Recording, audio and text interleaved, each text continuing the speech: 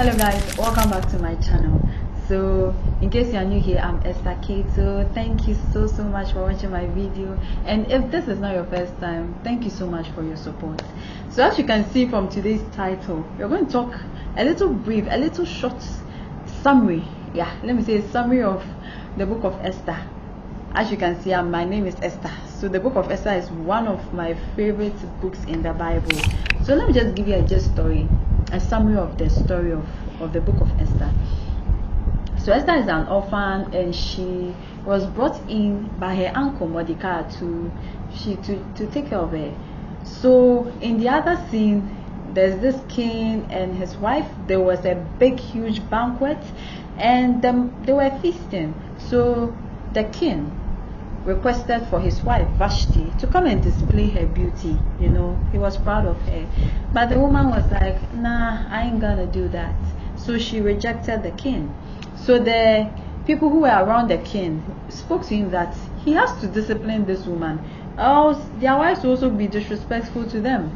The king had to dethrone Vashti. There was a vacant seat. The king wanted a queen, so there was a competition. Esther participated. She was favored, and eventually she was selected to be the queen. Sometime later, Mordecai and Haman, there was friction. Haman felt disrespected. He was like, I'm gonna kill this generation. So Mordecai got a note of it. He told Esther to intervene, to speak to the king, or else they would all die. You see, so Esther was like, the king hasn't requested for my presence in the last 30 days.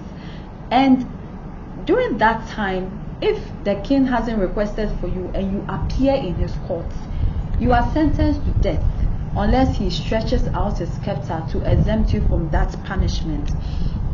So Esther told Mordecai that this is it. You guys should fast for me, you see, so that I would be favored before the king. So they fasted, and eventually Esther had the boldness to go into the courts, and the king favored her. So the king stretched out his scepter, Esther touched it, and she was exempted. And even the king said that, ask me of anything that you request, even half of my kingdom, I'll give it to you.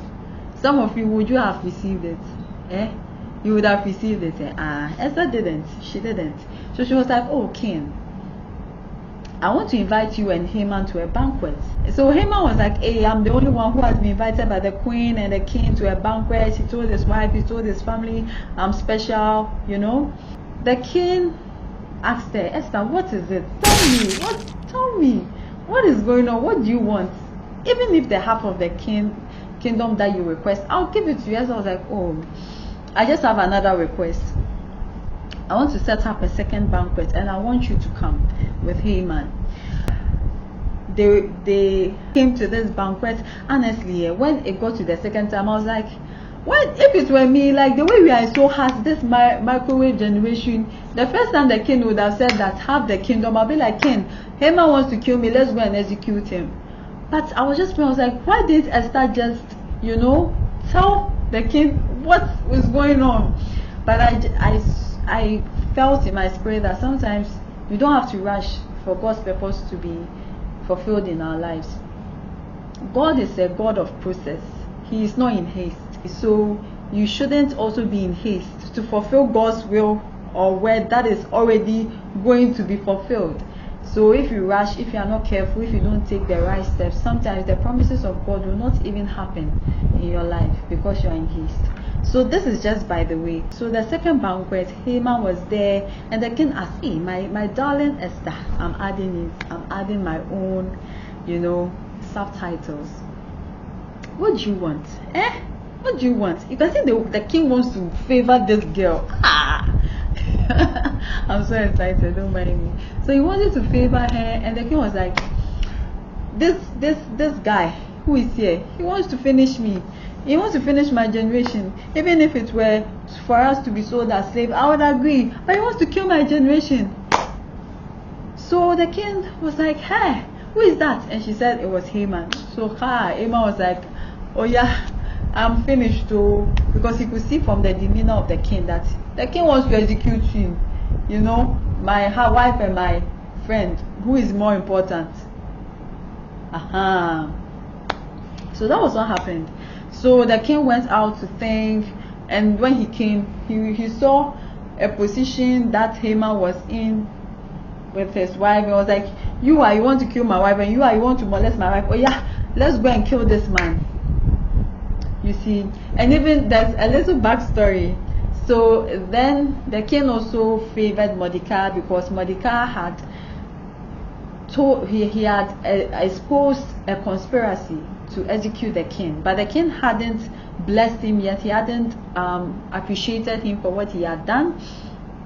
Even that one, it was a very dicey situation, because at the time that the king was asleep and he was troubled, Haman was at the gate, at the court of the king, wanting to kill Mordecai, and God troubled the king for the king to favor Mordecai.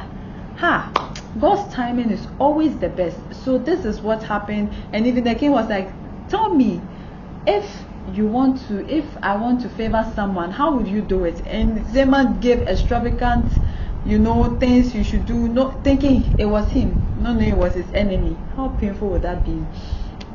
So this was what happened to Mordecai and Haman and Esther. So this is a short story that I want to share. But one thing that baffled me was, sometimes we shouldn't be in haste to do what God has already promised. God's time is the best.